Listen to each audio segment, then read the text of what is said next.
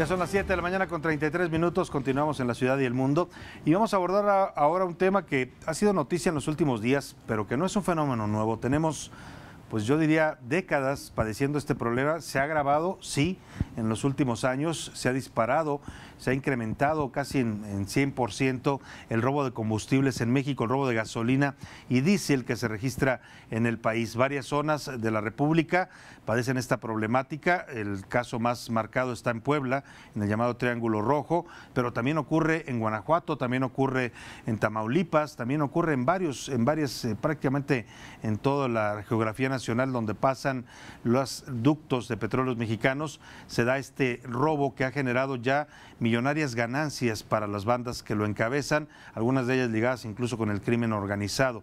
Para hablar de ese asunto hemos invitado aquí a esta mesa a dos expertos en el tema. Está con nosotros Rubén Salazar, él es experto en seguridad y director general de la consultora Etelect. Muy buenos días. Muy buenos días, Salvador, muchas gracias por estar aquí en tu programa. Rubén nos decía que Etelect significa intelecto en griego, le preguntaba yo por el nombre, ese es el nombre de la consultora. Y por otro lado, en la línea telefónica va a estar participando también en este debate Silvia Ramos Luna, ella es secretaria de Estudio y Análisis Petroleros de la Unión Nacional de Técnicos y Profesionistas Petroleros. Muy buenos días, Silvia. Buen día. Un gusto saludarte. Y bueno, vamos a estar interactuando. También están aquí, por supuesto, Selene Ávila y Carla Pulido. Y bueno, pues la primera pregunta, ¿por qué se disparó el robo de combustible en los últimos años? ¿Por qué se da este fenómeno en el que se dispara al doble? Así es. Es muy interesante que la estadística lo que está mostrando es que el fenómeno en México se asoció también con el proceso de apertura del sector energético, en concreto con la aprobación de la reforma. Estamos hablando de que desde el año 2000 al año 2016, ya con datos al cierre de diciembre de ese año, se han generado en el país más de 26,000 tomas clandestinas, pero 19,000 de ellas, que es el dato importante, se generaron en la administración del presidente Peña Nieto, casi el 78%.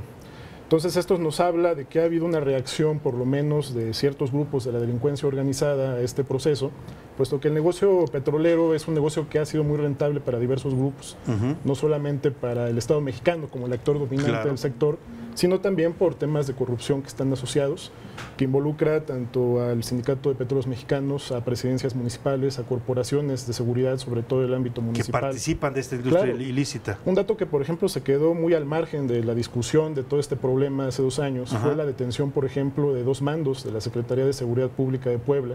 En ese entonces estaba bajo el mando de Facundo Rosas. Facundo Rosas Cabral, Actualmente están vinculados a proceso por comandar bandas de huachicoleros en ese estado, fueron detenidos por el ejército. O sea, desde ese entonces ya estábamos observando el grado de corrupción que estaba permeando, digamos, alrededor de este delito. Que no se puede entender sin eso, sin la colaboración desde adentro, primero de autoridades, como bien decías, Rubén, pero también de gente del Sindicato de Petróleos Mexicanos, que son los que saben, por ejemplo, los horarios en los que pasan los combustibles. Y yo te quiero preguntar, Silvia, sobre ese tema. ¿Qué tanto adentro de Pemex se sabe de esto y qué tanto ves tú que esté realmente involucrado personal de la empresa o del sindicato?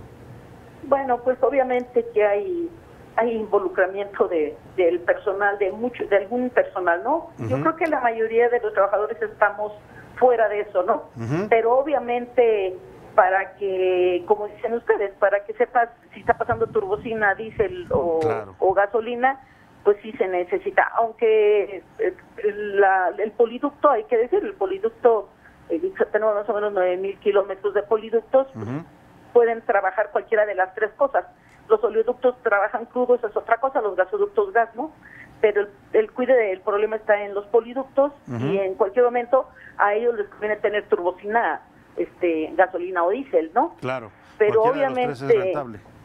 Claro, pero obviamente quien debe de haber, es lógico, debe de haber un contubernio desde dentro, porque pues como dicen, solo nosotros sabemos qué va a pasar en ese poliducto hasta en ese día, ¿no? Efectivamente. Silvia, como ingeniero te pregunto, ¿es fácil abrir un ducto, hacerle un agujero y extraer combustible?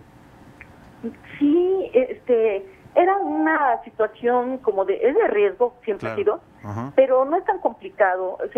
Nosotros le llamamos tapping machine, tienes el ducto, tiene que tener producto, en ese momento se le hace una soldadura de un cople, soldas el cople con un arreglo es un cople, niple, válvula, niple, y pues eso te lo echas en una media hora, en una hora, y bueno, dejas ahí ya la válvula, entonces la abres cuando quieres y le cierras cuando quieres, ¿no? Ahora, las presiones, porque entiendo que los ductos manejan presiones, ¿cómo se no se detecta eso en el momento que varía la presión acá en Pemex? Por supuesto, de hecho ahí también hay un sistema que se llama el SCADA, que es el que nos serviría para detectar cuando está bajando la presión de un ducto, ¿no? Claro, los tapping a veces son de media pulgada o de 1 pulgada, en un ducto de 20 pulgadas no es tan significativo, pero sí se detecta, sí se puede detectar. Sí se puede detectar si hubiera esta intención de claro, poner un yo sistema creo que lo que falta es voluntad política para terminar con este delito.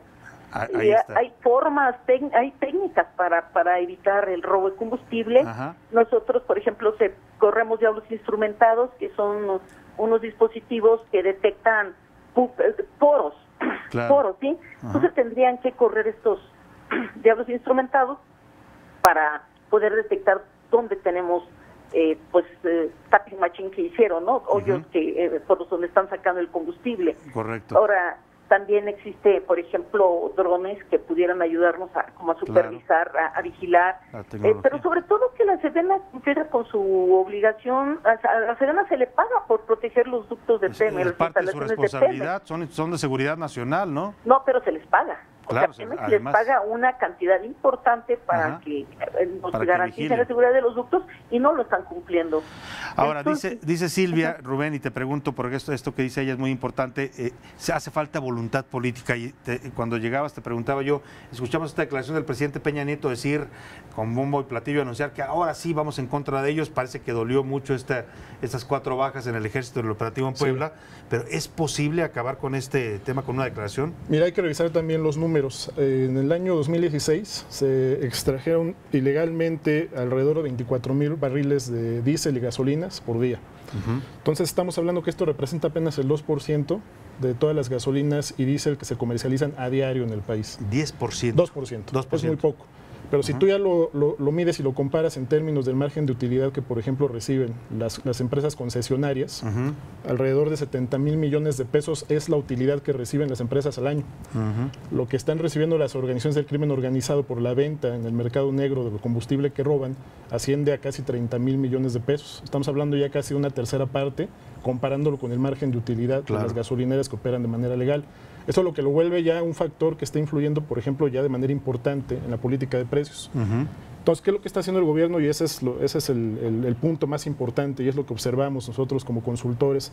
Y podría explicar de alguna manera la permisividad que le ha dado a estos grupos de la delincuencia, que el costo, los costos de seguridad, tanto las pérdidas como la reparación de los ductos, lo están de alguna manera financiando directamente con el precio final, lo aumentan.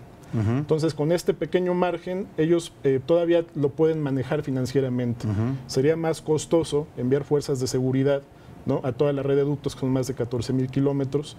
La sofisticación de las organizaciones del crimen ya es muy alta. Por ejemplo, para evitar que el sistema SCADA logre monitorear los puntos donde están ordeñando, ya sea poliductos o gasoductos, introducen agua para evitar las variaciones de presión. Entonces, mientras están extrayendo el energético, están también introduciendo agua.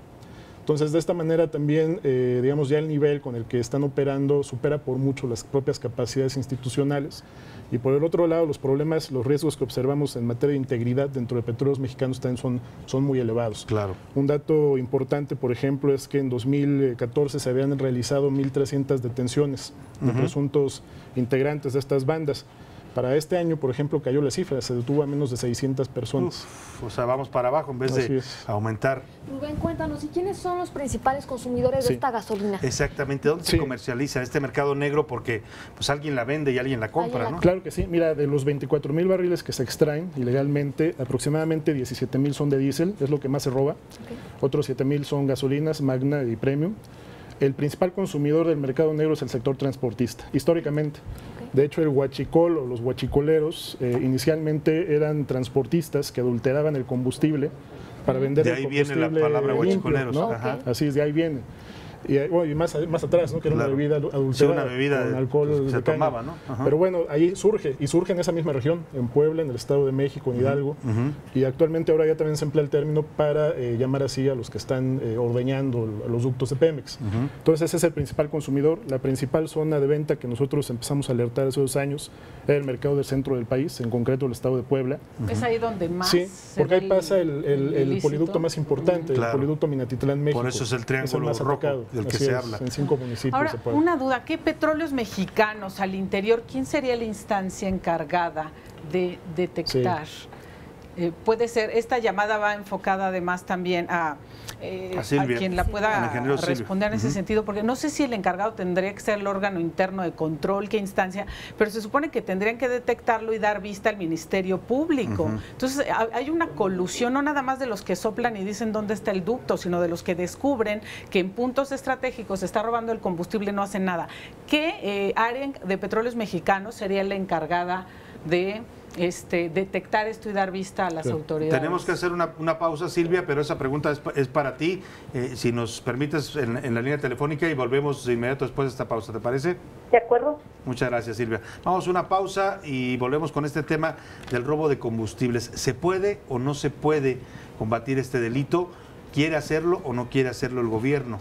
¿Qué hay detrás? ¿Quiénes están coludidos con esta industria millonaria que nos roba a todos los mexicanos diariamente? Volvemos después de esta pausa.